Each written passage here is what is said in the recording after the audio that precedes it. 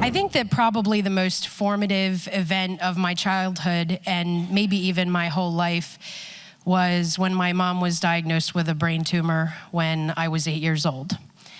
It was a mass of veins in her brain, and then tangled up in that mess were 4 aneurysms that basically could rupture at any time and kill her.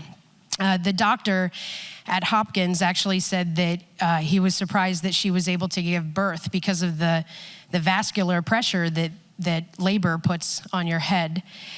My mom and I lived alone, and I think instead of sort of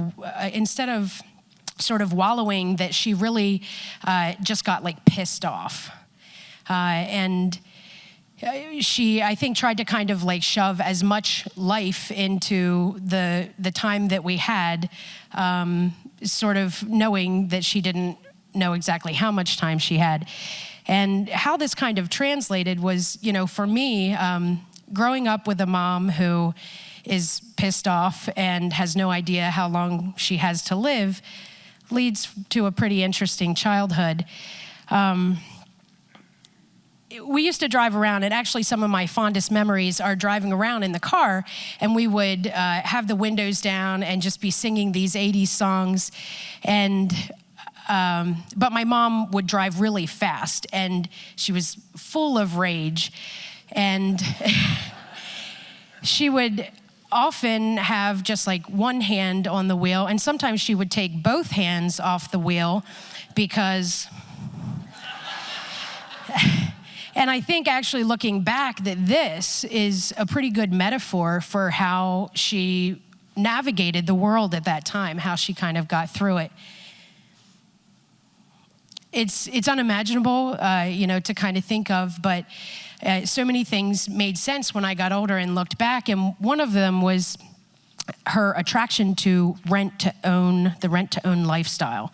Literally, our couch, I think we paid maybe like $8 a month for it or something, but you end up actually paying like $42,000 over like 19 years you're paying on this couch.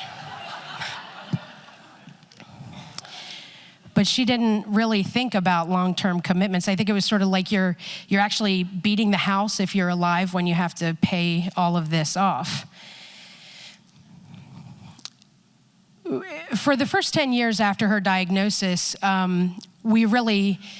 called it the ticking time bomb, which was actually, while pretty graphic, a sensible thing to call it. For the first 10 years, we had no idea how we thought that there'd never be any answer to diffusing it because it was inoperable. And then the same year that I graduated from high school, she and her new husband were watching the Today Show, and they were interviewing this brain surgeon who said that he could actually operate and fix tumors that they had previously thought were inoperable.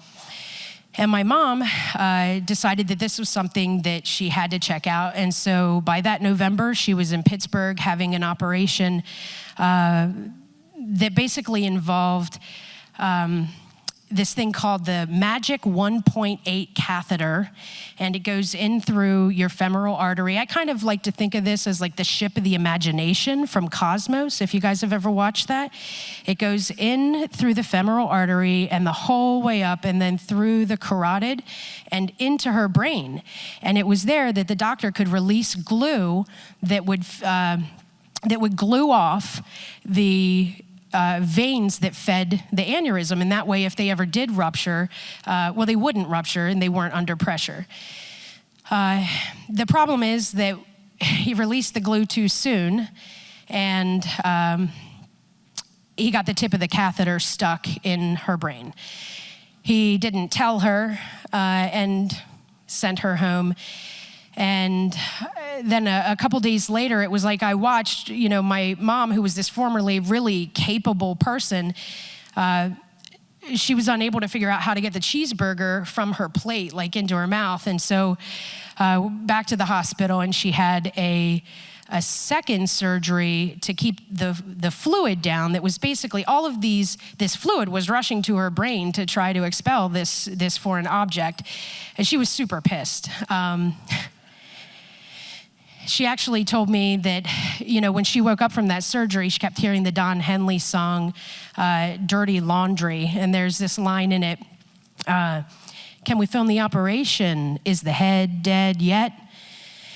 And that was just sort of her humor that she had with this. But 10 years after the surgery that was supposed to save her life, one of the aneurysms ruptured. And on the 11th day of that, my stepdad and I agreed that we should end her coma. And we were both so fried by that point that he allowed me to decide whether we should donate her organs. And it was coincidental that just like 3 weeks earlier, my mom and I were talking about an organ donation, but I can't remember even how the conversation ended. Like, we never settled it because we literally started ordering an above ground pool for her backyard from Finger Hut for $29 a month. And it was still, that pool was still sitting in the box on her front porch when Bob from Delaware woke up with my mom's heart, and some teacher woke up with her liver. And so, no, you could never regret giving someone the happy ending that you weren't allowed to have.